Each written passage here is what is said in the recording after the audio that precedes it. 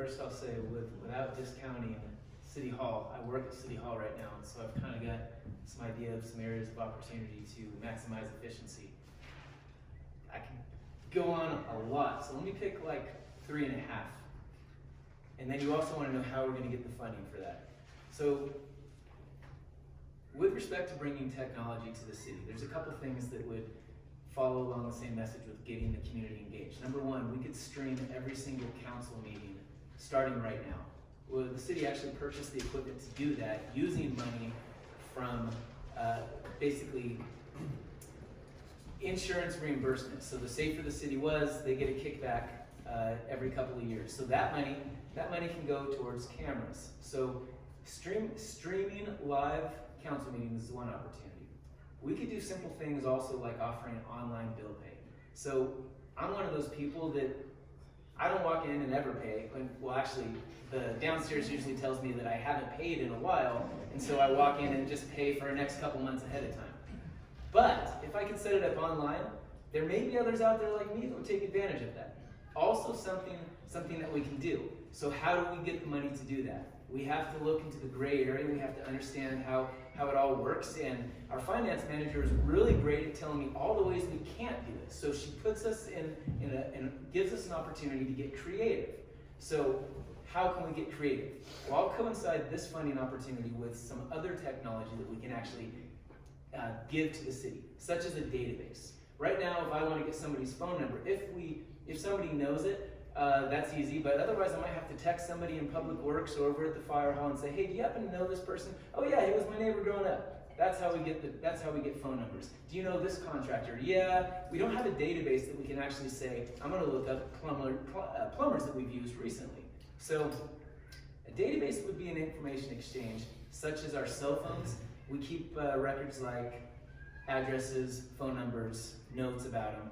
But then we can expand that further. It can keep track of the projects we're managing, who's managing, how much budget we have in that, where we're getting the money from, who's funded it, who took the phone call, CRM, Customer Relations Management. So somebody calls and says, hey, the Riverside Park / Fruit Growers Park is being remodeled. I just want to say thank you. We're writing that note. Now, anybody who has access to city staff can actually log in and see that so-and-so, Ruth at the front desk, took the note, and Bobby Jones called and said, this is our area for improvement. How do we get money to maximize our efficiency?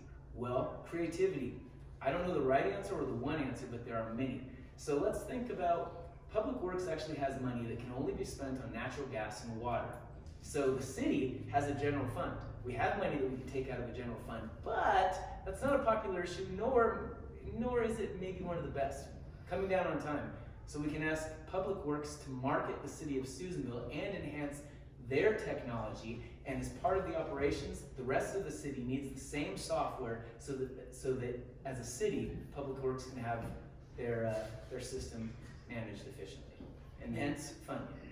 Quincy, isn't there an inherent danger with giving away, like you're saying, to communicate, that's good, on Facebook, so on, but there's a danger in giving away too much information or too much.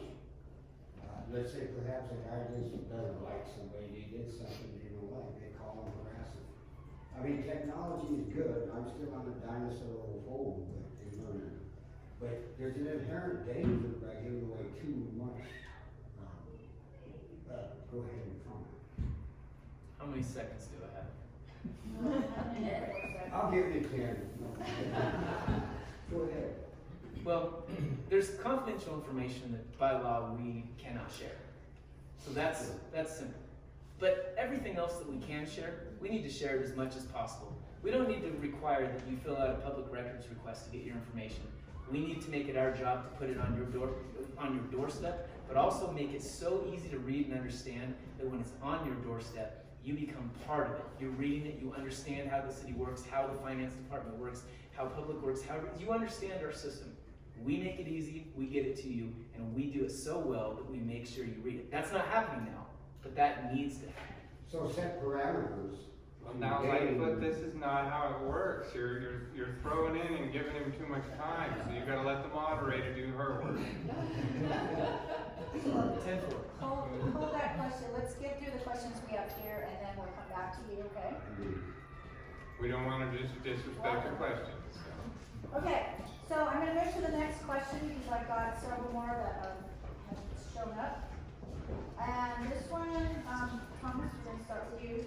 I hear lots of candidates talking about how they will trim the fat, in quotes, at City Hall.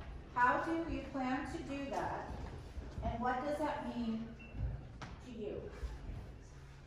How are you gonna trim the fat? Is there fat? I think by trimming the fat, I think some people mean cutting staff, and I think that some people think that their jobs are valued over others. However, others mean that trimming fat by cutting things like, per se, somebody said, let's get rid of the animal shelter, it's useless, which I would disagree. Each person that I speak to, I've worked at a bar for 7 years. I think that it's no accident that in the Bible, Jesus told everybody truths over food and drink. I think that people are very truthful when I speak to them because I hear each person's passions, their desires, and what they want done for the city. I've spent 7 years asking those questions because I've spent the last 10 years educating myself that brought me to this point. However, I think that trimming the fat is half strange to me when I always pause when I get that question, I suppose, because on the one hand, I don't want to trim anybody. I believe that every city employee is valued. I think that in marketing and inviting new business and pushing on economic development and creating something that is viable and enjoyable for everybody in Susanville is the first step.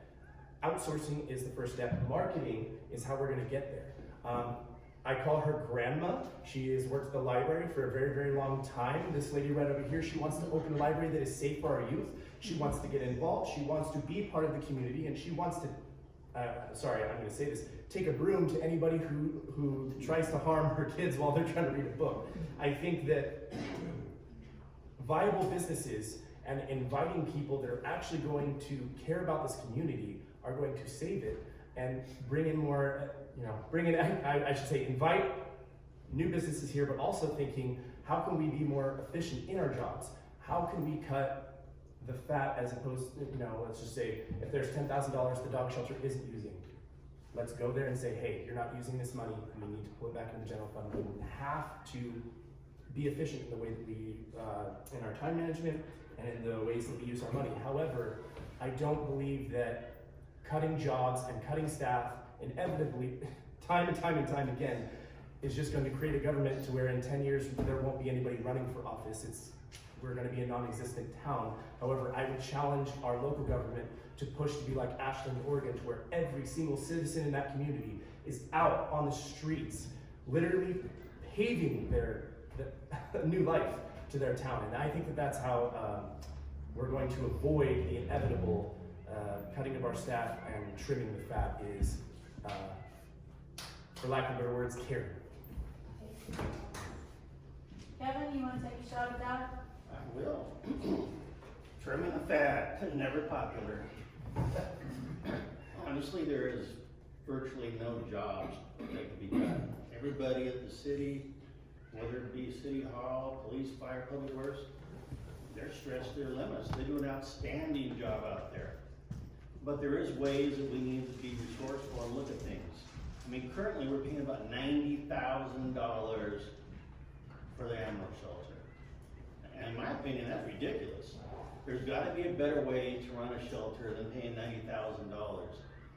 As Chief Jones said, it's about $100 per dog for us to use that shelter. And I think that's ridiculous. There's other avenues. We talk about grants. Grants are good. We got the tobacco grant right now, which is working out very well for us. It's funding Terra Villa's position, basically, and those are the creative ideas we need. But we have no fat to really trim as far as employees, so we got to come up with creative ways to stretch the dollar and find more ways that we can develop things. I mean, it would be wonderful if we could just have all these businesses come to the city, but we're working hard on some development stuff, but they're years down the road. And Quincy's a big part of that. We have a task force that's dealing with that, but they're several years down the road. So I mean, it's not an easy short-term solution. But as far as city employees, there's no fat to trim with those people. They work tirelessly every day. I mean, look at the river cleanup, the ones, they were all down there. It was a great bonding, and they all worked really hard down there. Then they go back to work and do their regular job. It was outstanding, but there really is no fat to trim at the city, so we gotta get creative. Thank you. Thank you, Kevin. Actually, if I could say something, or ask a question, when you say $100 per dog and you say that's ridiculous, can you clarify what you mean by that? I think that's excess to pay for a dog in a town. I think we can do it cheaper. I love dogs. So you mean by I doing think it we cheaper and can, not eliminating it? absolutely. Okay. Yeah, I think there's a better way we need to find to get our costs down. I think $100 to shelter a dog is crazy. You know, we need to look at those solutions. Yeah, not get rid of the pound or getting rid of the dogs, yeah. Is this per day, per month? You know, $100? it depends on your stay, you know, it can be 3 to 5 days, 7 days, depending on adoption schedules and all that stuff, so. But I mean, that's a lot of money when you think about it. Okay, Rod, you wanna take a shot at that? The question is, what? You've been asked some of these candidates a couple of questions and you're eliminating me. Oh, well, you're next. Rod? Yeah, cutting the fat, well, Trim the fat and how do you plan to do so and what does it mean to you? first of all, I don't have any plans to cut the fat. I can assure you, when I first got on the city council, which was in 1996, we had 82 agency employees. We're down to about 50 now, I think, maybe even less. And they are working the buns off. I mean, 24/7, they think about it. I see them on the streets, I see them doing the holes and everything else, and they're a happy crew. They're a pretty happy crew, I would say. And I've worked for the public, I worked for the public for over 50 years, and I've never seen a crew or personnel in the office that have been more outstanding and more dedicated to making Susanville run. It's always nice, and you know, if you give a little bonus or just Christmas cheer and all that, but we have no fat. All we have is a lot of hardworking people, and I'm gonna stick by it. Yeah. Thank you, Rod. What was the question?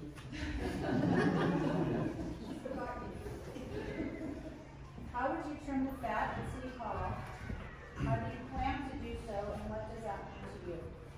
The other day I was entering the city council office and I walked in and startled two of the ladies who work in administration collecting fees for gas and water.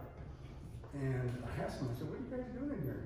He says, we're cleaning the city council room, city council chambers. They can't afford to hire a janitor to do this kind of work, so they volunteer to step in there and do the work. And that kind of gives you an idea of the commitment and the esprit de corps that they have at the city level. I'm really impressed with the work ethic and the camaraderie and being a team. And this is exemplified all the time, and it really amazes me. And it kind of points to the fact that we made a good selection in the city administrator, and he had the ability to pull people together and recognize that everybody's in this together. And I feel a part of that as well. As far as fat, that's a common theme that government is many times criticized about. And in some situations, I'm a federal employee. We should be trimming some fat. There are some people that don't pull their weight. But I can't say that about the city of Susanville. I think we do an excellent job in spending the money that we have. I think one of the keys is to empower people to figure out ways to work more efficiently. And when you do that, I think the savings that's entertained is they feel good about it. You know, you're making your job more efficient, and I think really that is the key to trying to deal with this issue now and then into the future.